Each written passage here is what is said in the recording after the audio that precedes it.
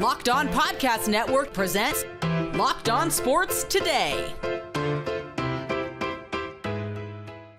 The Lions defense got gashed by the Bills, and now they're dealing with even more injuries.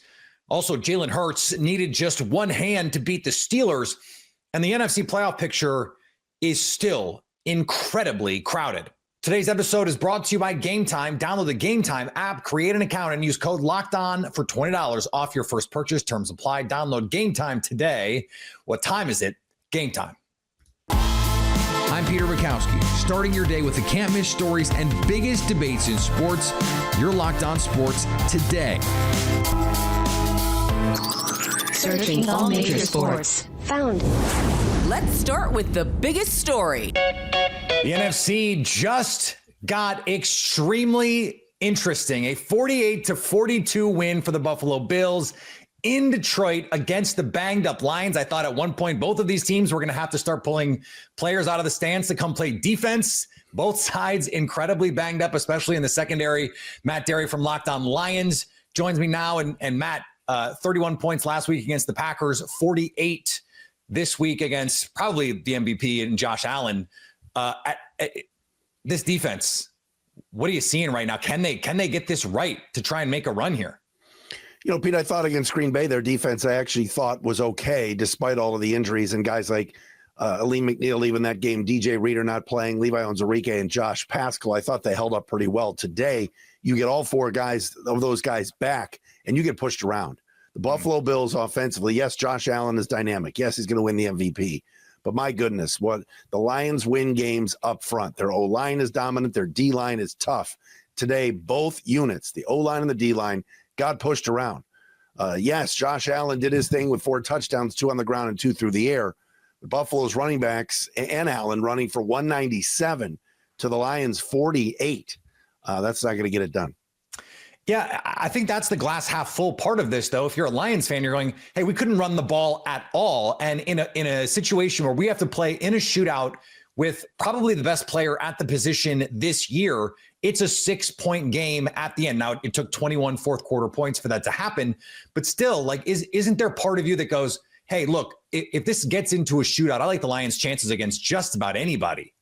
Yeah, I mean, they had won 11 games in a row. They started off 12-1. I know the fan base and I know everybody that follows them is expecting to win every week. And the Lions have the attitude that they can beat anybody, and they've been fantastic all year. But back-to-back games against Green Bay and Buffalo, tough stretch. You're going to lose some football games. You're going to have some days that you didn't play well. Like, you and I were talking off air. I mean, Frank Ragnow is as good a center as there is in the league. He got shoved around today by Ed Oliver. Aleem McNeil and DJ Reader's names were not called much. Only time you heard McNeil's name is when he went out with a knee injury. The defense is. And he was carted off, so it could be another player who misses some time here. No, it is, and that's going to be a big loss if that's the case. This team needs to regroup. They've got 2 very winnable games coming up with Chicago and San Francisco. Yes, on the road, but they're better than those teams. They need to bounce back. We know the offense is all right. I mean, 42 points. But again, didn't run the ball like they usually do early in the game. What did you make of Dan Campbell's decision to onside kick it in the fourth quarter? Still plenty of time left, most of the fourth quarter left when they did that. I know that's not what lost them the game, but is this the the other edge of that double-edged aggressiveness sword? Yeah, I didn't like it, Pete. You're down 10, 12 minutes to go. Kick it deep and I know your defense can't stop them. I get that.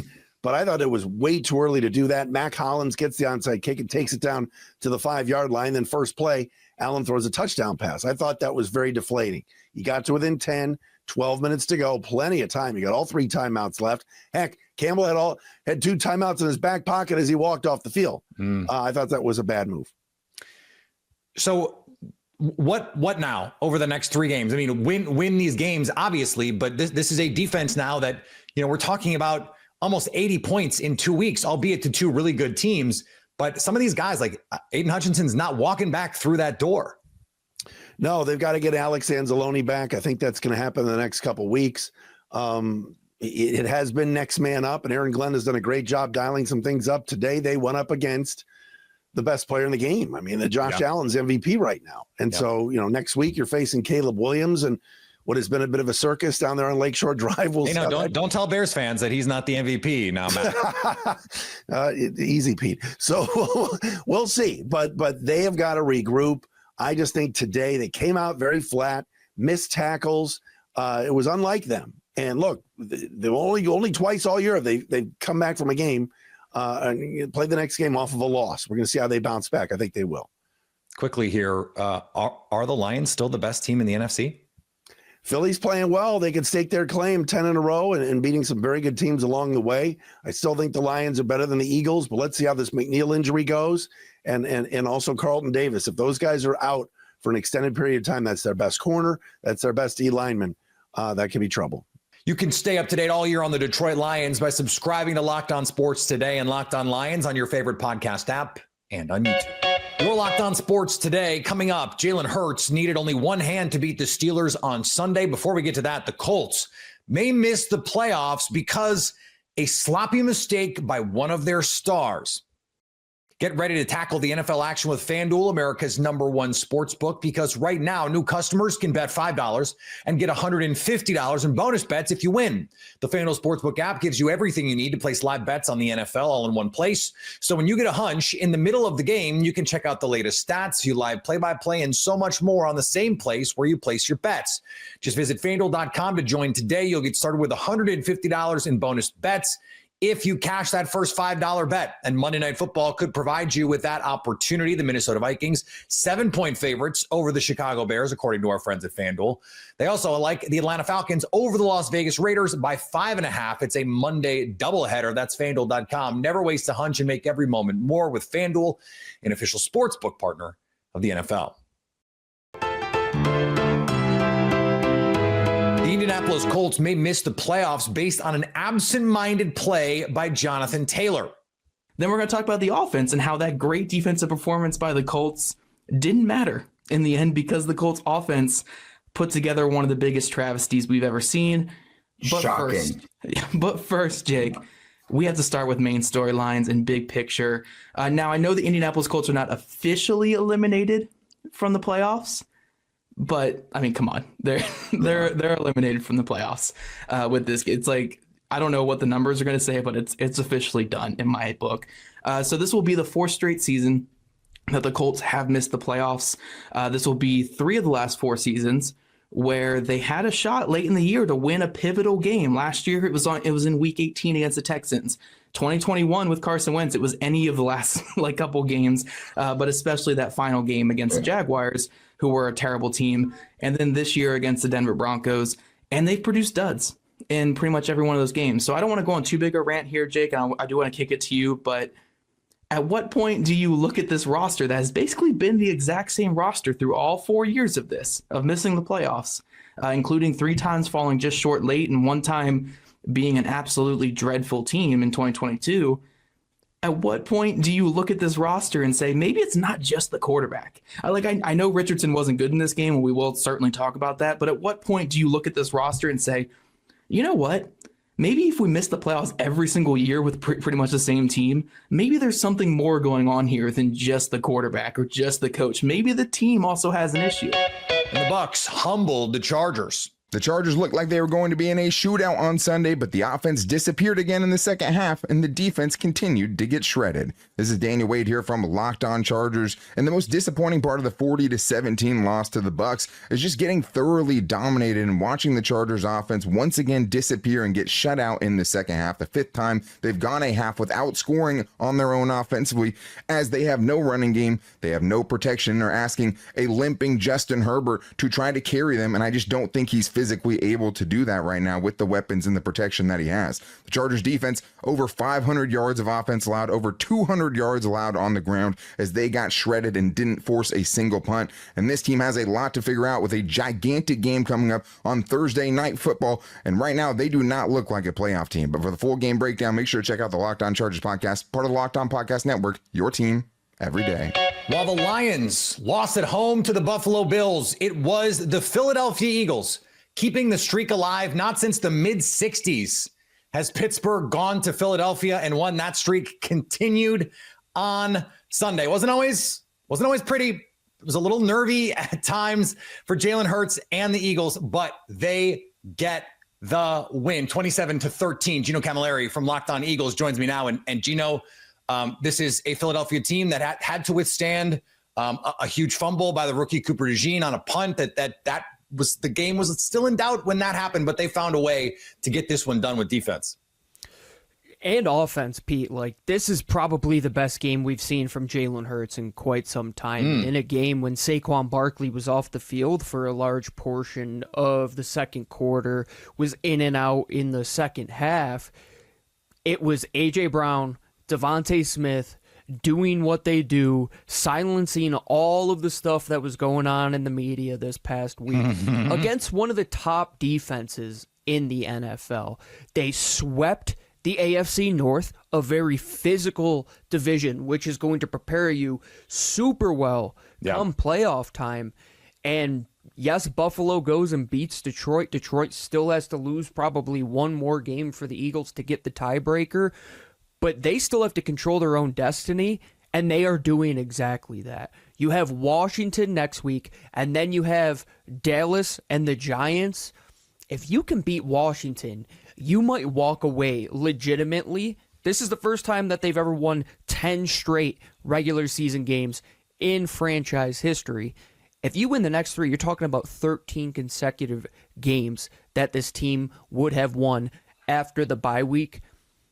Nick Sirianni, I have said some not so fond things about him, but man, does winning cure all. And the last 4 seasons he's gotten this team in the playoffs at least, and has allowed them to compete for the number 1 overall seed in multiple seasons. What a way to respond after this last week for this Eagles team. Yeah, I can't remember a coach that has won as much as Nick Sirianni has and has less faith from their fan base in him. And I want to ask you about that, because we're not that far removed from Eagles fans, you included, going, I don't know about this guy. Maybe they need to make a change here. And maybe they still do. But what has changed over the last 2 months, because they're not losing? I was thinking about this during the game, Pete, so that's a really good question. And the way that we, of course, look at the NFL is in schedule terms, right? You look at 2023, they were abysmal down the stretch. I think what you have to do is look at teams in sort of seasons of how this team fluctuates, right? And I would say the fall dead and dying season was after that Niners game last year to the bye week in 2024. After the bye week, spring has finally sprung. That quote from Nick Sirianni, water the flowers and they will eventually bloom, right? It really has come to fruition. It is just them getting back to what they have done so well when they looked like that elite team that we have talked about. And that was to get back to what they did in 2022. They are passing the ball exceptionally well now. Saquon Barkley, for the first time, doesn't go over 100 yards, but still is running the ball very well on the ground. A.J. Brown, Devontae Smith, over 200 yards with Dallas Goedert being out. And you brought up the defense to start. Man, this is the unit that is going to win them a Super Bowl, without a doubt. In that first half, outside of one really good Pittsburgh drive, they set the tone.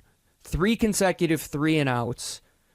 They did not allow Pittsburgh to go 5 straight drives and accumulate more than 11 yards. 11 yards over their first 5 drives. This defense is for real. It starts with what they can do up front. Nolan Smith, Josh Sweat, those young guys have continued to step up with Brandon Graham, Bryce Huff out of the lineup. You see Cooper DeJean and Quinyon Mitchell and Darius Slay and everybody in the secondary playing well. Zach Bond has been playing exceptional. Nobody can run on this team right now. Nobody can pass on this team right now. That seems good. Outside of last week, if you look at how many yards the Eagles gained as opposed to their opponent, since the bye week, they have outgained their opponent nearly 2-1 in every single game. You talk about big boy football, that's big boy football. And that was against Pittsburgh, who has, foundationally, since this franchise was started, great trench play. This was the test, and you passed, no pun intended, with flying colors. You can stay up to date all year on the Philadelphia Eagles by subscribing to Locked On Sports Today and Locked On Eagles on your favorite podcast app and on YouTube. Coming up, the NFC playoff picture is a mess. Game Time has a new feature called Game Time Picks that makes getting tickets to your favorite live events even easier. Game Time Picks filters out the fluff to show you only incredible deals on great seats so you don't have to waste time searching through thousands of tickets. Curation makes it easier to save more on sports, concerts, comedy, theater, and more near you. You can take the guesswork out of buying tickets with Game Time. Download the Game Time app, create an account, and use code LOCKEDON for $20 off your first purchase. Terms apply. Again, create an account and redeem code LOCKEDON for $20 off. Download Game Time today. What time is it? Game Time. The Seahawks and the Packers got together for a game that was supposed to help figure things out in the NFC playoff picture. To no fault of their own, though, the picture still quite muddled, as I mentioned on Locked On Packers Live after the game. The Packers took this fight to Seattle. We said on Friday, styles make fights. And I said, this is the kind of game that the Packers should be able to go in and control from start to finish. That is exactly what happened. And they came out on the first drive and said, we came here to kick your ass. And they did it. Marched right down the field. Josh Jacobs ran it or caught it on the first 8 plays of the game. They marched right down the field. They take a 7-0 lead, and it's essentially over from there. And some testy moments in the third quarter there for about 5 minutes. You started to get a little nervous. But the Packers controlled this game from start to finish. And it wasn't just the offense. It was the defense. It was, let's go get some takeaways. It was, let's attack this offensive line that had been playing better. You get Abraham Lucas back. You get Charles Cross back. They've been giving Geno Smith a little bit more time. And you wind up with 7 sacks and 2 interceptions in this game. The defense was flying around. They gave up some yards. That's going to happen. Only 208 total yards allowed by this Packers team. I understand about half this game, it's Sam Howell out there, but they did to Sam Howell what they should do. Sam Howell was 5 of 14 with a pick. That's how you should treat Sam Howell. DK Metcalf, did he play today? 3 catches for 28 yards. Was barely out there. They went out and handled this team. That is exactly what they needed to do. And I loved coming out. And by the way, the Packers, you got to take the ball every game. Every game, give this offense a chance to set this kind of tone. And I liked Matt LaFleur admitting to Chris Collinsworth before the game, we want to set the tone. We want to set the tone. And there's a reason Josh Jacobs leads the NFL in first quarter touches this year. Now, he wasn't as good in the second half. The Packers were overall not quite as good in the second half. But they did enough to make this what ultimately becomes a comfortable win. And they didn't blitz the daylights out of Geno Smith. But we saw Rashawn Gary play with force. And once on that first drive, once it starts to become clear that they're going to be able to win up front, it was like blood in the water. I mean, it wasn't just Rashawn Gary. It wasn't just the guys that we're used to seeing up there. Carl Brooks had a sack. Edrin Cooper, of course, had a sack. Kingsley Enagbare had 2 sacks. Brenton Cox had a sack. Devontae Wyatt, Carl Brooks. Devontae Wyatt's spin cycle on one of the most beautiful inside rush sacks you will see all year. Just absolutely picture perfect. Shot out of a cannon. This is the version of this pass rush that you needed to see against an offensive line that just isn't very good. And finally, in Colorado, 2-way star Travis Hunter took home the Heisman Trophy over the weekend. Something Boise State running back Ashton Genty is totally accepting of. I really feel like I should have walked away with the award, but kudos to Travis for winning.